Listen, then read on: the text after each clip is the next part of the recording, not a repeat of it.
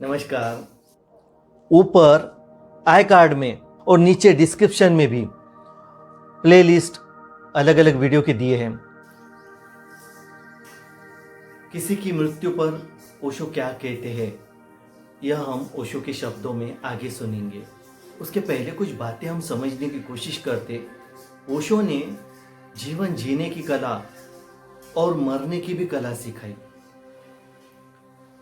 ओशो ने जब शरीर छोड़ा तो ओशो का शरीर जब शमशान लेकर गए तो नाचते गाते गीत गाते हुए भजन कीर्तन के साथ ढोल मंजीरे के साथ शमशान लेकर गए, उत्सव मनाते हुए।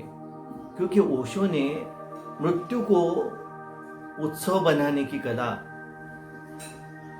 मतलब मृत्यु को भी उत्सव बनाने की कला ओशो ने सिखाई।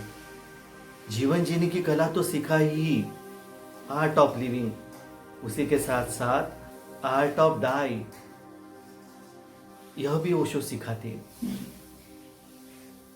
ओशो ने हर पहलू जीवन का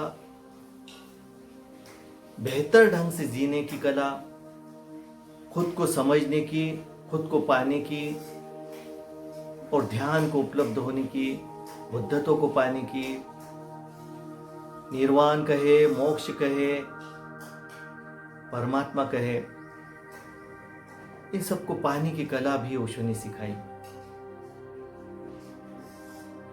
कई जगह पर ओशो कहते, माय मैसेज इज सेलिब्रेशन।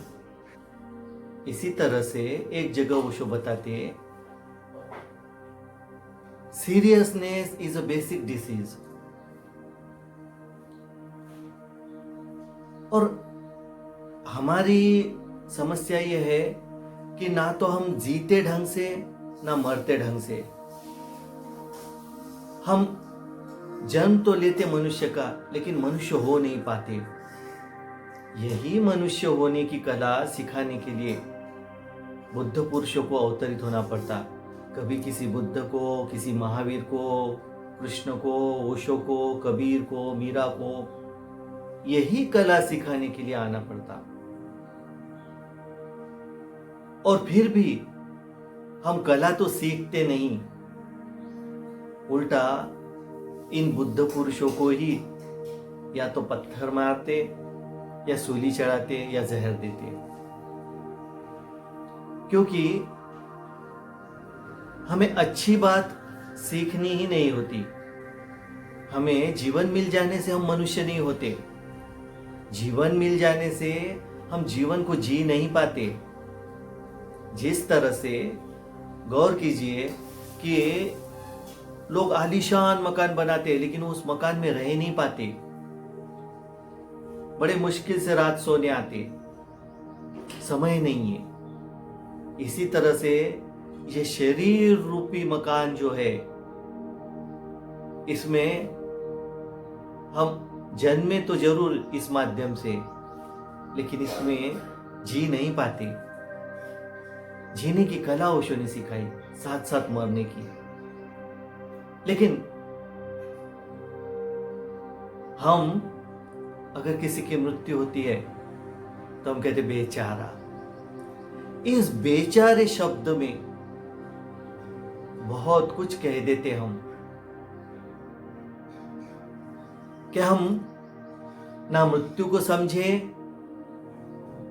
ना खुद को समझे, ना बुद्ध पुरुषों की देशना को समझे, ना जीवन को जी पाए।